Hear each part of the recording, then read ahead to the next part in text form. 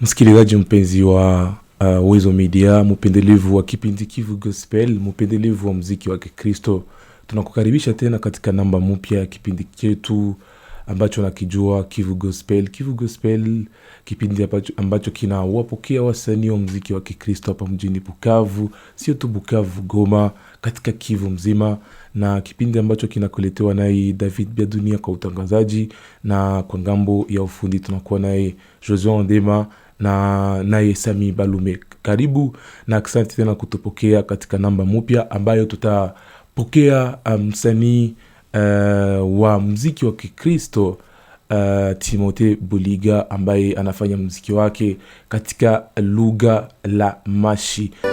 Shida ambayo kutana nazo maisha, kubone bizibu kurali ulama bana bageri alikumiryoshi irugu byake koe kali kajondo mubiri kwake mavuralia kushika okia yuko asigala aheru isomeri ne asigirwa mahere okia yuko asigala aheru isomeri ne asigirwa mahere.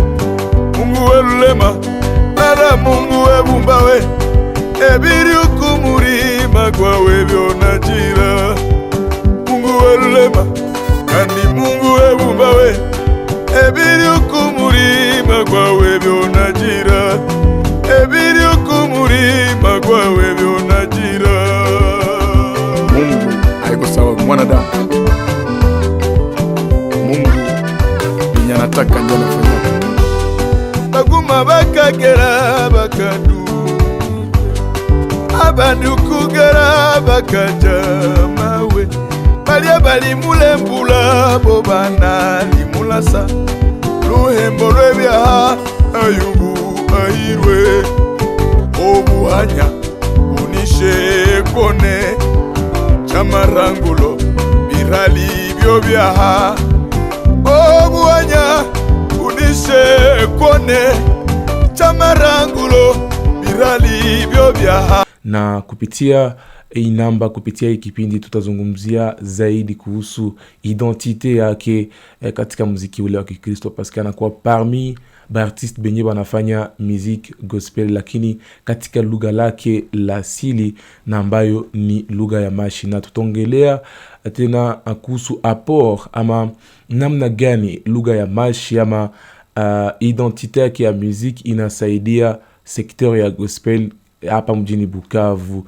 kuendelea mbele. Na kwa kumtambulisha tena, anakuwa ni kiongozi mkuu wa Glodi International, ambayo ni kikundi ambayo inasaidia wasanii wa muziki katika nchi za maziwa makuu. Na bila kukawia, acha tumpokee kwenye kipindi chetu.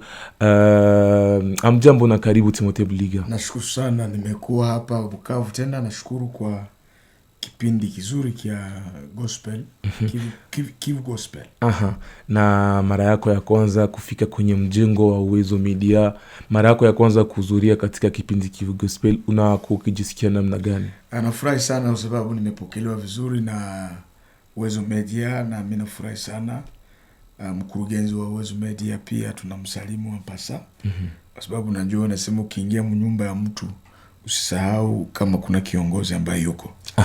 Na tuanze tukigusia zaidi kazi zako. Tayari unakuwa na karibuni album 7, na baadhi ya hizo album unakuwa ukigusia identite, unakuwa ukihubiri kupitia nyimbo, pia unazifanya kwa lugha yako ya Mashi. Sijue umeanza aye kukuwa nafanya nyimbo zako mu Mashi, paske tuseme kwanza kama haiko seulement ile ekipe ya Bamushi njoo una evangelize. Nashukuru sana. Mimi niko mwanamuziki ambaye nilitoka mbali kidogo, kwa sababu mimi nimetoka ku village. Wengi wanafichikaga wapendi kusema kama ni wa villageois, mimi nitoka ku village. Nimezaliwa sehemu inaitwa Luinja. Mamangu ni wa Kaziba, babangu ni wa Luinja.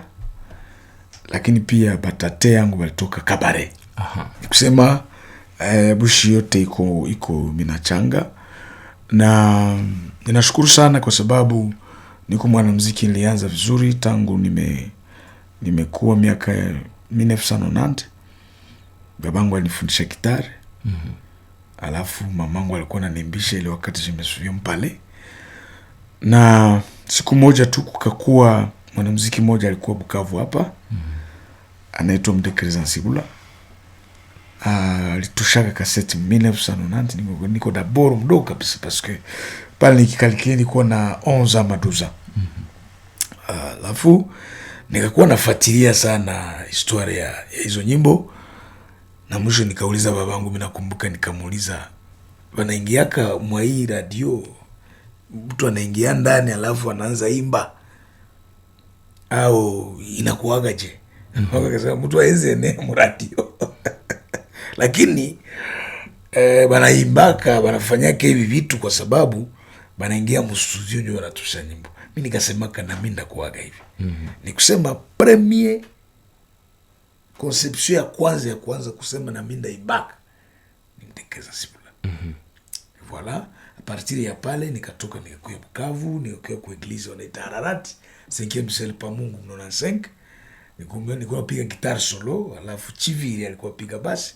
Chiviri leo ni general. Et puis sikuna yua natunga kanyimbo kamoya mais au ya comprendre vile natunga. Mwisho nikakuya mu gospel kia kunilomba ya Mlengeza hauna chombo. Nazana msikia kile nyimbo na hauna chombo utashuta maji wapi, angalia kisima nacho hauna chombo. Nilikuwa solista gospel. A partir ya pale ndio niliona mimi nafanya nyimbo ya kwanza 1995 98. Nikafanya nyimbo ya kwanza inaitwa njia ya kwenda mbinguni ni njia moja Yesu tu, baba mama kaka dada tujitahidi.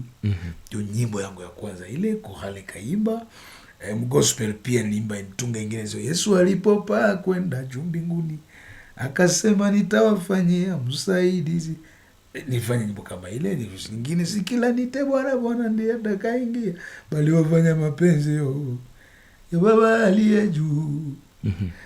So nikaendelea mpaka 2000 presque 2000 nikaanza kuwa na ambition ya kufanya kaseti ya kwanza 2000. Je me souviens kulikuwa mwenzetu mwanaitwa Roger Ramazani alikuwa mboro plaqué. Alikuwa burgomestre à l'époque là. Na Mdekereza sasa tukakutana. Tukawa watatu mwa ile sans.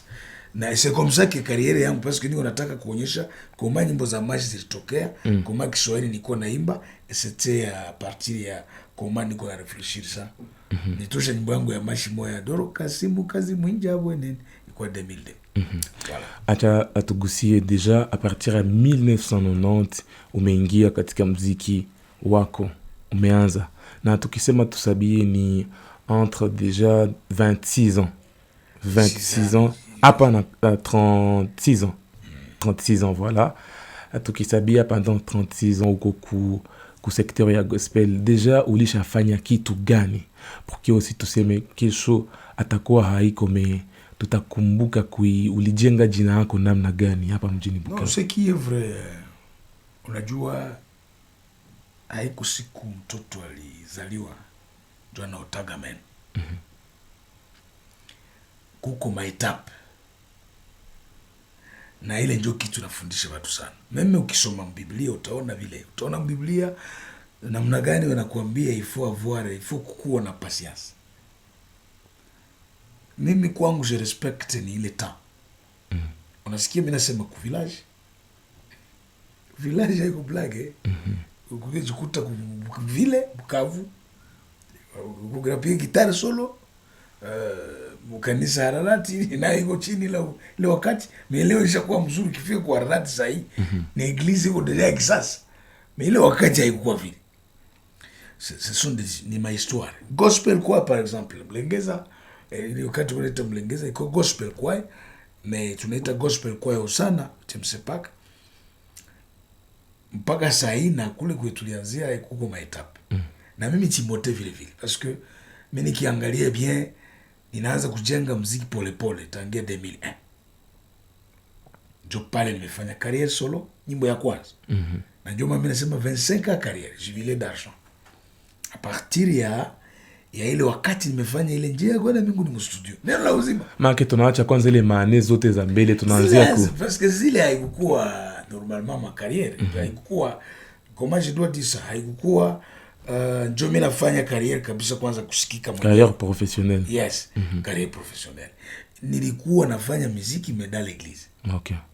Mais hii ingine sasa mimi naanza fanya inakuwa ni muziki professionnel yenye mimi nafanya ni a partir ya 2001. Maana pale mtu mwenye par exemple iko artiste hapa mwenye anasikia mimi nasema anaweza niomba conseil. Kabla tugusie identite yako ambayo ni swali kubwa katika kipindi hiki, sijue muziki umekulipa namna gani Timothée Buliga? Le premier sens tuko na faiblesse mkivu. Ya nguvu sana. Et c'est pourquoi sikupenda nitoke Kivu. Shudi tutoe sadaka au tujitoe sadaka. Moi je me suis sacrifié pour le Kivu. Ndio maana ukisema ile sasa unasema ya kulipwa haiko hapa. Et pourtant sacrifice inapaswa kuwa aussi accompagné na rémunération ama kulipwa, parce que même la Bible iko clear inasema mtalipwa mara 100 duniani na mbinguni uzima wa milele. Donc déjà tunapaswa aussi kuwa na ile idea ya kulipiwa hapa kudunia, na wewe uko artiste, ce qui veut dire que kama uli persévérer il y a quelque chose en termes ya récompense ya kulipwa ambayo uko na frère. Je suis parmi les artistes venye bako na sense yabo. Je peux dire que Mungu amenichagua musansi ingine tofauti parce que je suis quelqu'un mwenye mina fanya sacrifice kwa ajili ya watu wengine. Sijui kama umenielewa vizuri. C'est-à-dire niko artiste mwenye mina penda nione artiste wa mwingine kesho anafaulu. Unaona? Utaniuliza sasa na wewe sasa ndio ile question ilianza. Sasa nataka nikwambie lorsque mimi nakumbuka bengine na mimi Mungu anapasha kunikumbuka baadaye. Mais ce qui est vrai kwenye mimi nafika leo sijakuwa zaidi, lakini pia siko mubaya zaidi. Ni kusema ya kwamba nikiangalia mubamizie benye tunaita ba celebre sana na mimi atupishane sana. Na tukisema ba musicien celebre uno na nani hapa mjini Bukavu ama nje mwenye tutaweza kucompare naye mpaka sasa hivi? Niveau ya huku kwetu ba musicien celebre hayakuwa sana. Mais ce qui est vrai tuko na baimbaji benye wanajitahidi kupigana. Ile ndio niko nakwambia. Mais wewe uko déjà parmi wale ba celebre mzee wangu. Mimi célébrité mimi nasema je ne suis pas célèbre.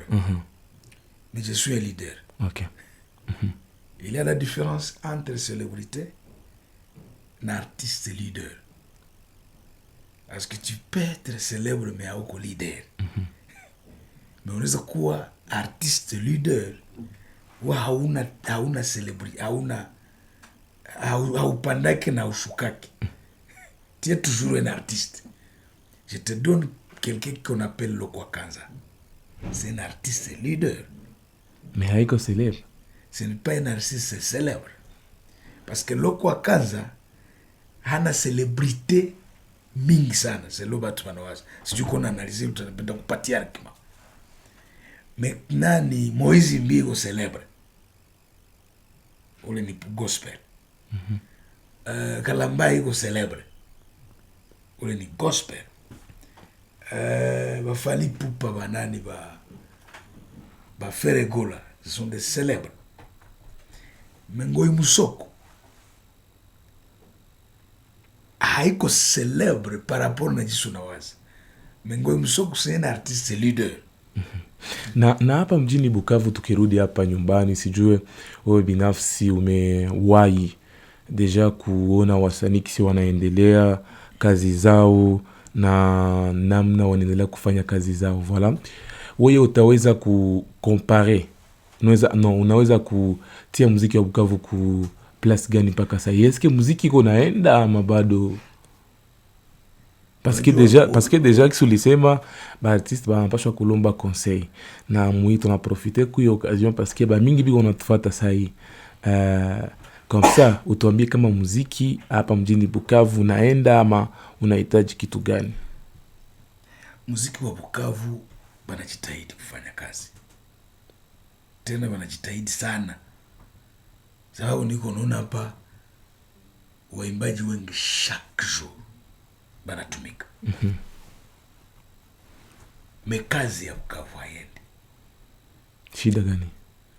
Ya kwanza, promotion. Hakuna promotion ya muziki.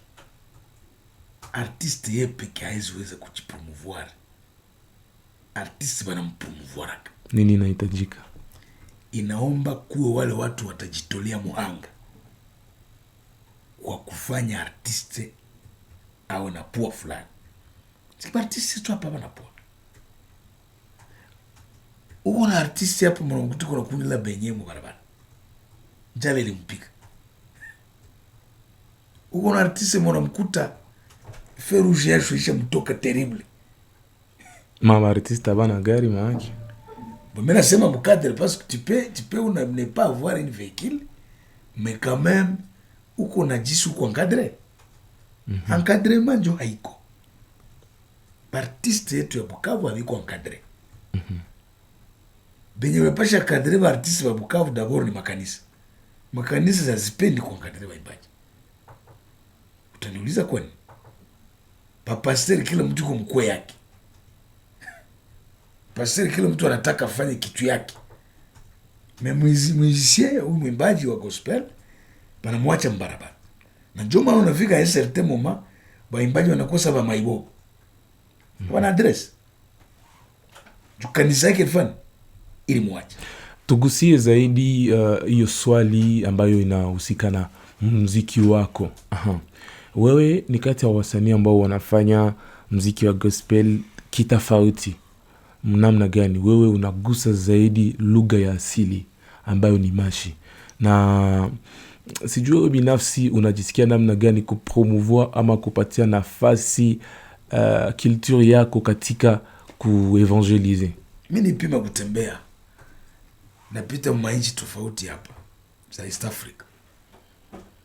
Mimi najikuta ya kwamba ba artiste bot kila artiste anarespekte langue yake kwanza.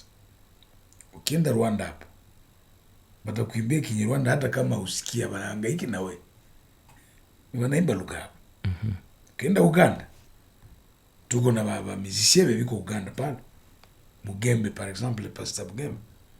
Yanaimbaga tu Kiganda. Hata kuhangaikia wewe. Ifutu jiaranjo hivi iko naimba. Ukienda Kenya, mimi sikuko wanaimba Kiswahili ndio kuna Bakikuyu, Bajaluo, uko nakuta muziki wanaimba mu lugha zao. Tanzania lugha yao iko special sana ni Kiswahili. Ndio maana wanasema bora wa Tanzania waimbe. Wa Tanzania lugha ya Kiswahili Tanzania ndio lugha ya kwanza yenye inasemewa mpaka kwa watoto wadogo. Inasemewa fasi yote. Ndio lugha yao. Na ndio mimi nasema speciality yao ni Kiswahili. Sasa mimi narudia kwetu huko. Shule tuko na lugha karibu 3. Sema Lingala, juu Lingala haiko yetu. Lingala ni ya Bakongole me haiko ya Bakongole ya huko. Pale nikisema vile mimi nasema msansi ya kuonyesha mtu wa Bukavu huwezi mwambia Boni, utasikia mboni muko mashi. Accent moya. Haiko hana toya ya Kilingala. Mukienda Kinshasa mtu saa unasikia mtu kwa anasema Lingala yenye mpake na kukoroka kichwa. Ilu kene hapa atasema ni c'est-à-dire ya Kinshasa ki wanasema Kalingala. Asa huko kwetu mi par exemple mimi naongea mashi. Ile ni ya Kitufu. Swahili sababu ya lugha yetu yenye tunaongea huko. Na Francais sababu ndio yenye walitukulisha kwa masomo. Ni haiko lugha yangu. Francais haiko lugha yangu. Sasa mashi na Kiswahili ndio lugha yangu hizi. Asa ndio maana unaona mimi naongea Kiswahili naimba mu Kiswahili. Na mimi naimba mashi. Sasa mashi niliona ndio identite ya kwanza yenye mimi napaswa weka mbele. Sababu hata leo niko nasema ya kwamba nikifika Marekani, sasa hivi ndaenda huko. Nikifika France, napasha fundisha Francais, nimwambie miazi michi. ataniuliza c'est quoi? C'est les salutations. Parce que inaomba tuparvenir si peke langue zetu za Afrika, si ndio tupatie valere malange. Mimi nafurahi kuingia mwenu, mimi naandika uwezo wa Afrika. Moi je comprends que lorsque vous avez dit uwezo wa Afrika, kuna kitu mrefleshir. Maanake Afrika ina uwezo na Afrika ina nguvu, na sisi kama baartisti ya Afrika tunapasha valorize notre Afrika. Na umejulikana zaidi sana kupitia nyimbo zako za mashindio, kuna nyimbo za Kiswahili, lakini umejulikana zaidi kupitia ile nyimbo za mashi. Eske haikukupatia ile reflexe kusema kama machanson zangu zote zitakuya nazifanya mumashi? Oui, mimi nilirefleshira ile me ikanipatia sasa kukomprendre ke kumbe identification ya mtu ni ya maana. Identite ya mtu ndio ya kwanza. Edayere hapa niko nakia na zingine nyimbo za mashi za ndoa. Nilifanya tu sababu kuna nyimbo za Kiswahili niko nazo mingi. Niko nataka nizitoshe zote mkichwa. Juu nyimbo mingi zimekala, niko nataka zote nitoshe juu ile ni kitu mimi naweka mkichwa. Yanapaswa saidia watu wengi. So zile nyimbo za Kiswahili zote ni evacuate, mais en même temps niko natumika namna yote nyimbo za maisha za ndoa. Niko nataka kabisa ile kitu, nadhani mtaanza sikia kitu kadogo taanza toka msiku zinakuyapa. Sasa tuseme hivi, uko na public fasi yote, uko na public Kenya, uko na public Kampala, uko na public Rwanda, uko Bukavu, Goma, nafasi za mingi. Sasa kama bana parvenir kudeshifre maneno ambayo unakuwa kizungumzia katika nyimbo zako, kwa sababu zinakuwa katika lugha ambayo wote hawa maîtriser. Kwanza mimi nakumbuka nimba maro ilika lobe Kampala, watu wamedeshifre ujumbe namna gani. Mimi naita Muganda mwenye anasikia Kiswahili, kisha mimi nasifasiri nyimbo Kiswahili. Masikio yenye italoba na haisiki yake. Nikisha fasiria nyimbo, Muganda anageuza ile lugha, anaambia Waganda lugha yao hivi ndio anasema, kisha mimi nazaima. Na nafasi ambako wao ufike, tuseme deja tuseme mfano Marekani, kuna watu ambao wanasikiza nyimbo zako, mewe hauko pale, kama bana parvenir kudeshifre? Batajitahidi watafute bajue niko naimba. Juu anglais haiko yetu. How are you? I'm fine. Tunaza bisema hapa, mais ce sont des langues colonisateurs. Français, anglais. Tunasema ndio inatupatia civilisation, juu tuwe kujifungua kumonde yenye kwa extérieur, c'est pas mauvais. Mais ce n'est pas nos langues, parce que ukienda Angleterre, lugha yao ni anglais. Puisque jina ya fasi kwanza inaitwa ni Angleterre. Ukienda France, ile France jina kwanza inaitwa, manake ce sont des francophones. Manake na mtoto wa kuzaliwa bui ya kwanza mbele ya kunywa bui anaikunywa Mfransa. Sasa nie oliwabona hano obui nanywaka na unywa ko mumashi, we mwana nywa bui mina kunywa bui mumashi, kisha mina toka mashi mina yaacha, mina anza aone kama na utanibeba na vyote. Joma unakuta watu wa mingi mpaka sasa hivi wenye walikuwa na makapasite hapo wameshaishi. Tisepukwa kwa sababu bali banyanganya vyabo bakabapa vyabo, bali banyanganya vyabo bakabapatia vyabo. Tukizungumzia bali banyanganya vyabo bakabapatia vyabo, nani alibanyanganya na imekuwa namna gani? Paske deja tugusie ni muziki ndio wa Kikristo, lakini ume promouvoir ile identité culturelle, na wewe unafanya manyimbo zako katika lugha ya mashi. Sasa kuna hiyo neno ambayo umesema bali banyanganya vyabo, nani? Okay, nataka nikuambia kwamba lorsque tulipata indépendance Mkongo, mimi sikukuaga. Mais ça quand j'ai réfléchi quelque chose, nigundua kwamba à partir ya 1800 1800 ni mbali sana. Ni miaka ngapi ile? Mingi. Zile masiekle zote kama mtu akakuletea kiaki utakimeza. Utakia kujikuta vyako ushaanza kusema biushushu. Ndio maana unakuta hapa Bukavu. Siende hata Ulaya. Kuko mtoto wa Kabare mwenye anakuta mbarabara bonjour. Mwana korochidera mashi. Hayo mashi ya kumfundisha alizaliwa mwao Francais tu ndio anasemaka. Ndio maana utakuta quelque part hapa. Kuna masomo wanatengeneza ya Francais. Haiko mubaya kutengeneza kitu ya kusaidia mtu. Msinipatie vyako. Na mimi elewa vyangu. Kusudi tukonjige bien. Kwa sababu gani sasa wewe deja uko parmi wale bakubwa katika muziki wa Kikristo hapa mjini Bukavu? Eske ile faute haiko attribué également kwa pasteur na kwa leader ya makanisa? Parce qu'à un certain moment nasikia kanisa biko nafundishana mu français. Kanisa biko nafundishana mu Kiswahili. Mais ya ile makanisa zenye abaongee lugha za asili ama abafaire comprendre batu kama asili na existe. Est-ce que les fautes aussi haiko d'une part kuba responsable ya makanisa? Niko ku radio uwezo neno hapa nataka niseme vizuri. Probleme iko ni gani? Batu wa mingi wanawazia kisema mu français ndio Mungu anasikia. Unachora français bien. Dieu il est bon. Unatia kitu kama hivyo. Watu wanawazia kama ukisema vile njoo bitakuwa vya ajabu sana. Orochini wakatumisha nyamuzindali mwinja. Jue ya hiyo maluga. Lugha zote ni zaki.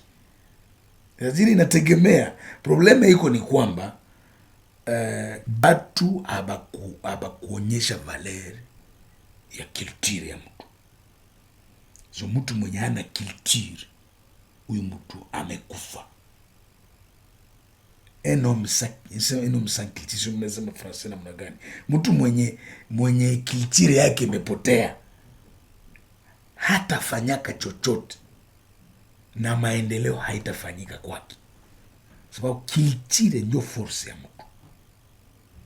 Inchi zenye tumepita amo zingine kimewafanya kuwa watu wazima ni respect kiltiri hapo. Kiltiri yetu tuko tunaipoteza. Makanisa zitaki culture. Mais je te forme que meme ba pasteur bataniapie bale bebi wana akili kubambia kwamba hakuna juifu mwenye a respecte culture yake. Mais Biblia tulitosha hapa. Ba Israelie. Kwanza zamani miko na wazee Israeli na kuwa mbinguni. Sasa kio kuingia mlojiki na za evolue. Ndio kwa Israeli ni mwazi. Mezamani kwa wazee Israeli na kuwa mbinguni. Israeli. Sasa wasikia Israeli wana wa Israeli. Sasa niko na wazee bakwe watu. Mezani kia komala akili nyo brand kumi ndani mo. Dunia. Unaweza Jerusalem. Tellement que ingesa na munani hapo hatuko tunaiwaka. Me ofira mezini ya kumbana Jerusalem kwa Afrika. Kwa sababu gani wasanii, baadhi ya wasanii hapa mjini Bukavu hawataki kukamata njia zako? Paske tuko na Babembe, tuko na Bariga, tuko na Bafuliru, tuko na Baavu, tuko na Bamushi, lakini baadhi ya mawengi katika muziki wa Kikristo wanafanya muziki wao katika lugha ya Kiswahili, wengine wako katika Kifaransa, wengine Kiingereza. Kwa sababu gani hawataki kuingia katika utamaduni wao na kulture yao? Mimi nawaza kitu ya kwanza, batu hawakuwa na logiki ya kujua kama wanapaswa. Unajua mie nilifanya effort yote nikajifunza, ndio nikarudia mlugha yangu. Na nilitoka nikarudia nikakomprendre no. Pour que nikuwe na poa sana, pour que niwe na heshima zaidi, nirudie mu culture yangu. Sa base yangu ikuwe culture. Meme si mimi naimba nyimbo zote, juu naimba Kiswahili. Hata juzi mimi nakumbuka kuna Mkamerun mmoja hapa Tanzania mwenye tumefanya nyimbo ya featuring Kamerunese. Mimi nikaimba ka Francais mule ndani na nikachanga Lingala kidogo. Juu ya nini? Christina alimba Kiswahili. Sasa ikuwa namna na mimi niimbe Kiswahili. Unaimba mashi? nikatafuta strategia ya kufanya pour que kule Kinshasa batubane juu ningeimba mashi tungeishia quelque part hapo. Voilà, c'est d'où la question. D'où la question. Moi j'ai ngoja. D'où ile question mzee wangu, d'où ile question ya kusema kama est-ce que ile hailimite muziki yako? Naomba tu mulugha ya mashi. Est-ce que ile hailimite muziki yako? Parce que déjà na usha reconnaître, usha admettre. Wewe kama ni pisipo promouvoir lugha yangu. Parce que lugha yangu iko chini kunishinda. Sijui unanielewa. Unamsikia mtu mmoja anaitwa Chala Mwana? Yeah. Chilubo lijoje? Hapa hivi ukiangalia wanaume wanaza katika hapa. Chibwewe hapa. Mezamani habakuwa banaiwa lugha ya Chilubo. Ce sont des artistes benye bana faire reconnaître lugha. Culture yote, unaona tuko komedia. Wewe unaweza julisha lugha haraka. Mtu mwange sema maisha tesema. Mtu mwange sema kirega tesema kama ni breka. Ndio maana kuma media banaitaga watu ya malugha tofauti bakie kuongea. Jule mwenye iko hapa kiazo miazi michi. Kozibu ile. Ngai haka.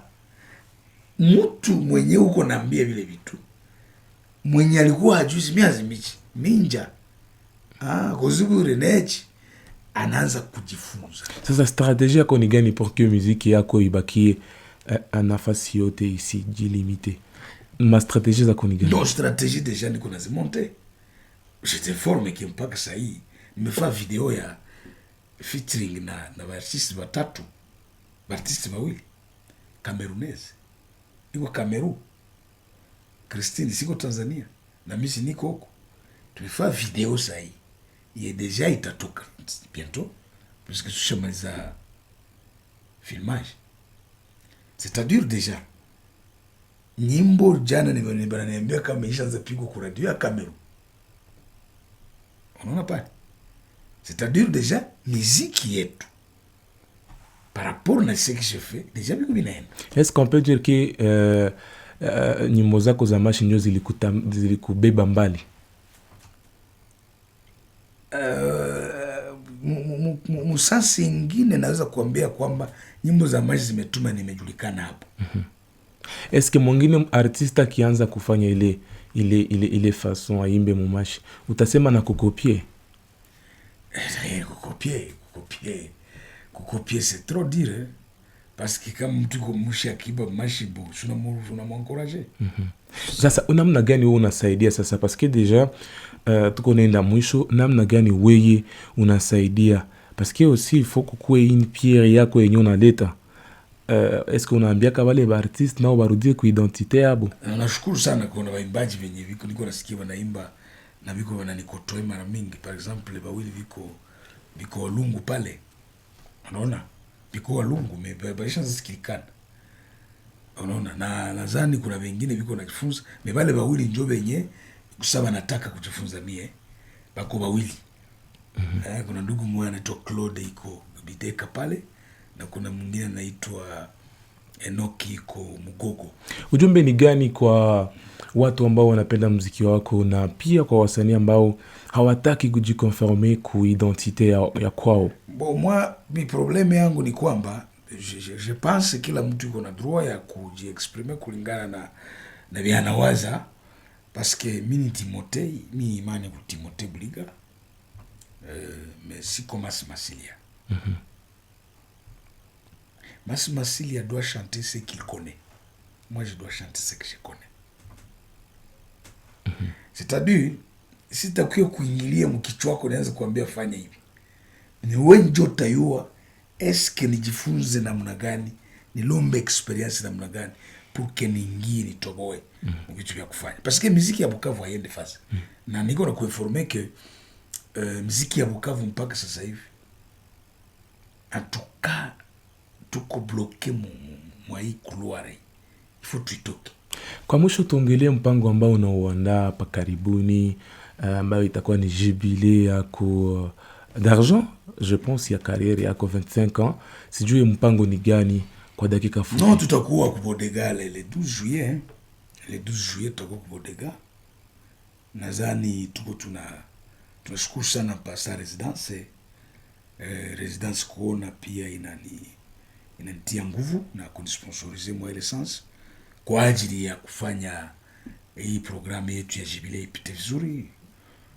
Le 12 juillet tutakuwa kwa Residence le Bodega na tutakuwa pale na artiste tofauti, kwa sababu ilibidi nialike Jubilei daja wazifanywe peke na video walike wengine wanakuja na Christine Shushu pia wanakuja. Nadhani ningana naongea naye, je pense il doit venir, na ule Camerounais pia niko nasema, na kwa ndugu yetu mweko Etats-Unis anaitwa Jean Goy na atakuya.